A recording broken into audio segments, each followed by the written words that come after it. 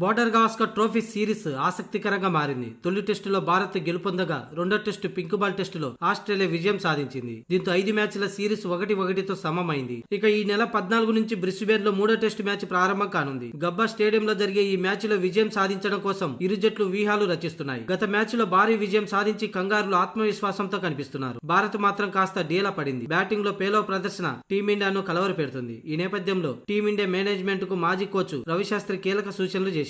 Captain Rohit Sharma తిరిగి opener గా బరిలోకి దించాలని సూచించాడు. ఆతిథ్య జట్టుపై మొదట ఎదురుదాడి ప్రారంభించేందుకు రోహిత్ శర్మకు ఇదే సరైన స్థానమని భారత మాజీ కోచ్ రవిశాస్త్రి అభిప్రాయపడ్డాడు. ప్రతి టెస్టుకు పలు కారణాలతో రోహిత్ శర్మ దూరమైన సంగతి తెలిసిందే. సాధారణంగా ఓపెనర్ గా వచ్చే రోహిత్ శర్మ అడిలైడ్ లో 6వ స్థానంలో వచ్చి విఫలమయ్యాడు. 2 ఇన్నింగ్స్ లో కలిపి 9 పరుగులే చేశాడు. రోహిత్ గత 9 ఏళ్లుగా ఓపెనర్ గా బాగా రాణిస్తున్నాడు. కెప్టెన్ గా జట్టును ముందుండి నడిపించడానికి అతను ఆ స్థానంలో రావడమే బెస్ట్ అని, ఓపెనర్ గా అయితేనే దూకుడుగా ఆడి ప్రత్యర్థి జట్టుపై ఎదురుదాడికి దిగుతాడని రవిశాస్త్రి అన్నాడు. టీమిండియా మూడో టెస్టులో గెలవడం చాలా ముఖ్యం. ఎందుకంటే సిరీస్ లో 1-1 సమంగా ఉంది. ఈ మ్యాచ్ ఫలితంతోనే సిరీస్ గమనం మారుతుందని, గబ్బా టెస్టులో ఏ జట్టు అయితే గెలిస్తే ఆ టీమే సిరీస్ ను కైవసం చేసుకుంటుందని రవిశాస్త్రి అన్నాడు. ఈ విషయంలో ఎలాంటి సందేహం లేదు. గత మ్యాచ్ లో విజయంతో ఆస్ట్రేలియా తిరిగి ఆత్మవిశ్వాసాన్ని పొందింది. కాబట్టి టీమిండియా మంచి వ్యూహాలతో బరిలోకి దిగడం చాలా ముఖ్యమని రవిశాస్త్రి అన్నాడు.